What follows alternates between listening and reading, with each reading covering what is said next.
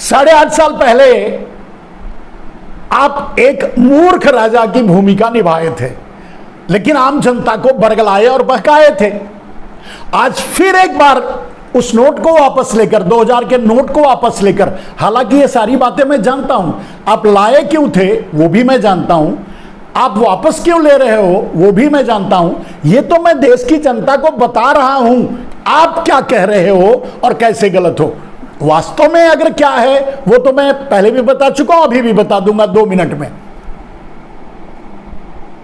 तो अब वापस लेकर फिर एक बार चौथी फेल राजा की मूर्खता भरी कहानी, आपने फिर एक मूर्खतापूर्ण निर्णय ले लिया। नरेंद्र मोदी जी, नोट वापस लेने से कुछ नहीं होगा, प्रधानमंत्री की कुर्सी खाली करने से वापस सब कुछ होगा। आप पनौती बनकर जिस कुर्सी पर बैठे, माफ कीजिएगा मैं आपको पनौती नहीं कह रहा हूं, आप खुद अपने आप को पनौती कह रहे हो। आपने ही कहा था दिल्ली के चुनाव में, चुनाव जनता से कहा था कि अगर मेरे नसीब से पेट्रोल डीजल सस्ता मिलता है तो मुझे वोट दीजिए। लेकिन पेट्रोल डीजल से लेकर के, घरेलू सामान से लेकर के, गैस सिलेंडर से लेकर के हर चीज जब महंगा हो गया आपके नसीब से, आपने कहा था आपके नसीब से, तो एक बदनसीब, एक पनौती राजा को क्यों ये देश सर पे बिठाए आप बताओ। तो हट जाना ठीक है कि नहीं? कहने का अर्थ यह है कि 2000 का नोट लेना मास्टर स्ट्रोक नहीं है नरेंद्र मोदी जी, आपका जाना मास्टर स्ट्रोक है। आप जाओ, आप झोला उठाओ और या तो वादे के अनुसार जो उस गोवा के मंच से आपने कॉमेडी की थी कि जहां बुलाओगे, जिस चौराहे पर बुलाओगे आ जाएंगे, तो आओ। जनता आपसे पूछेगी, कुछ नहीं करेगी, आपसे पूछेगी कि भाई उस समय जब 2000 का नोट लॉन्च करने से सारी समस्या खत्म हो गई थी, तो यह समस्या बाकी कैसे है। लेकिन अब आ रहा है पॉइंट कि आपने किया क्या। आपको लोग भले ही मूर्ख राजा कहें, केजरीवाल कह रहे हैं, मैं नहीं कह रहा हूं, अगर केजरीवाल आपको मूर्ख राजा कहें, लेकिन मेरे हिसाब से दुनिया में आपसे बड़ा शातिर और चालाक कोई है ही नहीं, क्योंकि लोग कुछ और समझते हैं, काम कुछ और करते हो। अब उस पॉइंट पर बात करते हैं। चलिए, 2000 का नोट आप लाए क्यों? आपने देश को बताया कि होल्डिंग खत्म होगी, फेक करेंसी खत्म होगी, भ्रष्टाचार खत्म होगा, टेरर फंडिंग खत्म होगी, ठीक है, लेकिन सच क्या था? काला धन खत्म होगा, यही 4-5 चीज आपने गिनाया था, लेकिन सच क्या था? सच ये था नरेंद्र, ये तो तब होता जब 1000 और 500 के नोट बंद हो गए होते बस, और आपने घोषणा कर दिया होता कि भाई जिसके पास जो पैसा है वो ला करके बैंक में जमा कर दे, जो कानूनन टैक्स बनता है वो पे कर दे, बात खत्म। आपको 6 महीने का टाइम दिया जा रहा है, 6 महीने में जमा कर दो, उसके बाद इसकी वैल्यू खत्म हो जाएगी। या आज से इसकी वैल्यू, जैसे कहे थे कि आज से इसकी वैल्यू खत्म है, आप जमा कर दो, लेकिन धीरे धीरे करो, लेकिन पूरा जमा कर दो, धीरे धीरे निकालो, जमा पूरा कर दो, एक दिन में ही चाहे जमा कर दो, तो जमा हो गया होता। बाद में हिसाब होता रहता कि क्या ब्लैक है और क्या व्हाइट, लेकिन आपका इरादा तो गलत था। आपको तो वो काला जो ब्लैक मनी था, 5 लाख करोड़ की करेंसी में 1 लाख करोड़ की फेक करेंसी और 4 लाख करोड़ की ब्लैक मनी करेंसी में, वो आपको चाहिए था, उसमें हिस्सेदारी चाहिए थी। तो आपने क्या किया? जनता को तो कुछ और बताया, किया कुछ और। जनता को बताया अगर वो लागू चाहते थे तो आपको 500 और 1000 का नोट हटाना था बस, लेकिन आप 2000 का नोट लेके आ गए। नोट इसलिए लेके आ गए क्योंकि उसमें हिस्सेदारी चाहिए थी, तो आपने वही किया। घर घर हर ब्लैक मनी होल्डर के पास आप डायरेक्टली अपने आदमियों के जरिए, जो ये ठग है ना, अभी गुजरात में भी एक और पकड़ा गया, क्या नाम है उसका, मोरवी से नीरज, और 2-3 ठग पहले पकड़े गए हैं, नाम लेने से अभी मैं कोई जरूरत नहीं है।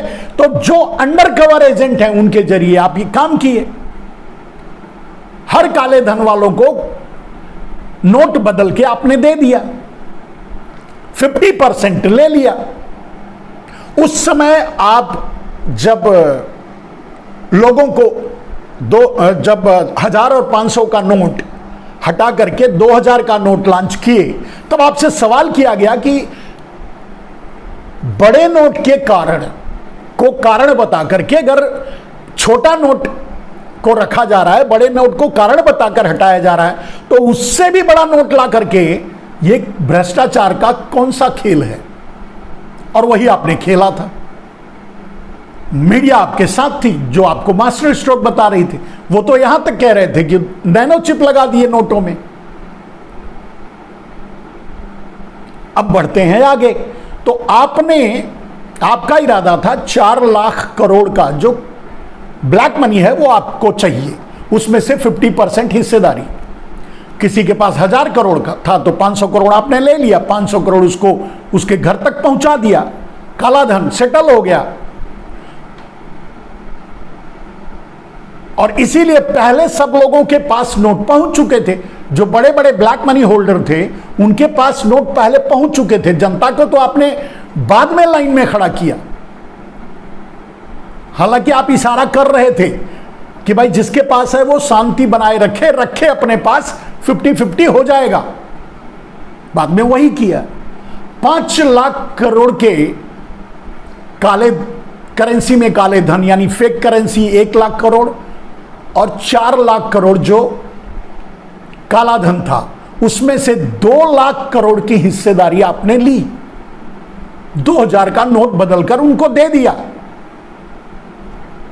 4 लाख करोड़ का नोट छाप करके 2000 के नोट आपने ब्लैक मनी होल्डरों के पास पहुंचा दिया और उनसे 2 लाख करोड़ की जो वसूली मिली उसे आपने हवाला के जरिए विदेश भेज दिया। उसके लिए बाद में आपने 38 कंपनियां खोली। ये मैं नहीं कहता, आपके भाई साहब केजरीवाल जी कहते हैं कि वो अडानी ग्रुप आपका ही है, तो उसमें 38 फॉल्स कंपनियां खोली, उसके जरिए वो पैसे इन किए गए भारत में और भारत के इंस्टीट्यूशन को खरीदा गया। एक लंबा षड्यंत्र जो रचा गया, जो कर रहे हैं आप देश के साथ, वो एक अलग इशू है, उस पर कभी और। यानी 2 लाख करोड़ सीधे आपने हिस्सेदारी ले ली करेंसी में जो ब्लैक मनी था, राइट, और उसे विदेश भेज दिया। इसीलिए विदेशी बैंकों में जो काला धन था वो बढ़ गया, ये भी बात सामने आई। अब आते हैं 1000 करोड़ जो फेक करेंसी थी। फेक करेंसी बैंक में वापस नहीं आई। आपको 1 साल लग गया आरबीआई ये बताने में, को रोक के रखा था आपने ये बताने में कि आरबीआई के पास कितने पैसे आए, क्योंकि आपको वो सेटलमेंट करना था। तो जो 1000 करोड़ का फेक करेंसी था वो फेक बाहर ही रह गया, वो करोड़ जो आरबीआई में नहीं पहुंचा, लेकिन आपने उस 1000 करोड़ जितने पैसे नहीं पहुंचे उसका वो पैसे प्रिंट करवा करके और उसे आरबीआई में वापस आया दिखा करके उस 1000 करोड़ को भी आपने ले लिया। यानी इस 5 लाख करोड़ के घोटाले में 3 लाख करोड़ की हिस्सेदारी आपने ली। यह है सच। इसको कैसे बोल सकते हैं और इसको कोई कैसे इनकार कर सकता है कि यह गलत है? उसके हजारों हजार प्रमाण सामने आए। लोगों के पास सीरियल नोट्स पकड़े गए, आपके भारतीय जनता पार्टी के लोगों के पास ही पकड़े गए, गुजरात के गुजरातियों के पास पकड़े गए, सारा जो बैंकों में पैसे पहुंचाए गए आरबीआई में और 50-50 किया गया, वो सब कुछ वाया गुजरात ही रूट किया गया, आरबीआई तक पहुंचाए गए। गुजरात के कॉरपोरेशन बैंक इसमें सबसे बड़े हिस्सेदारी ली और सबसे बड़ा भागीदार बना आपका बिनानी यानी बिग बाजार। वो खेल आप खेल गए। तो 3 लाख करोड़ के घोटाले के लिए आप 2000 का नोट लॉन्च किया था, राइट। अब आपको तो पता है कि किसको आपने बदल के नोट दिया था, ठीक है। जिनको आपने 5000 करोड़ का 2500 करोड़ ले लिया, 5000 और 2500 करोड़ दे दिया 2000 की करेंसी, डेफिनेटली उनको आपका डायरेक्शन रहा होगा कि इस पैसे को तुम 5 साल 7 साल जो भी है जितने जल्दी खपा सकते हो खपा डालो, अपने कार्यकाल के अंदर ही। और एक बात और नोटिस करने वाली है कि 2019 के कार्य का आपका 2019 वाला में जब आपका कार्यकाल खत्म हो रहा था, उससे पहले यानी आप प्रधानमंत्री बनोगे ये आपको विश्वास था, आपके पास सारे हथियार थे, लेकिन फिर भी सावधानी बरतते हुए सभी उन लोगों ने जिनको आपने वो ब्लैक मनी बांटी थी, हिस्सेदारी ली थी 2000 के नोट, वो उस पीरियड में खपा डाले थे, डाइल्यूट कर दिया था। कैसे? गोल्ड में और जमीन में।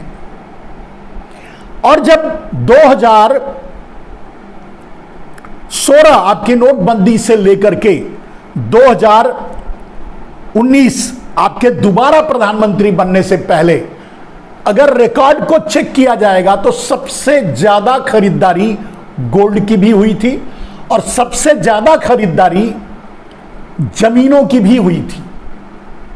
और जमीन के गोल्ड में तो ब्लैक मनी आराम से चल जाता है, जमीन में जग विदित है कि 20% यानी कम से कम 40% से लेकर 80% तक ब्लैक मनी ही ट्रांसफर किया जाता है, लिया जाता है, दिया जाता है। क्योंकि कहीं की भी जमीन में भी गाइडलाइन वैल्यू 20% से ज्यादा नहीं है। 4 to 5 टाइम हर जगह की जमीनों का एप्रिसिएशन है और वो पैसा वो बिक रहा है। तो जिनके पास वो ब्लैक मनी थी वो आराम से अपने पैसे को डाइल्यूट कर दिया, यानी खरीद लिया। और आप यही उनका आपका इंस्ट्रक्शन रहा होगा उनके लिए,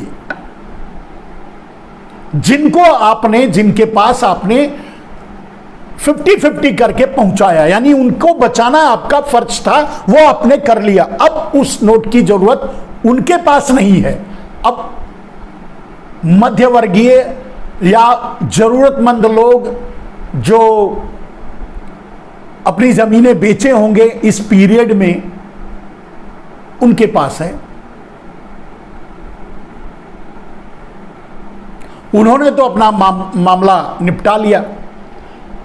ब्लैक मनी होल्डरों के पास अब जमीन आ गई।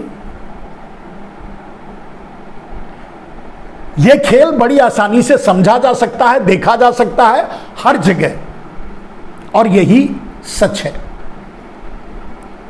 अब 2000 का नोट जब आप वापस ले रहे हैं, यहां भी कॉन्स्पिरेसी है, यहां भी घोटाला है।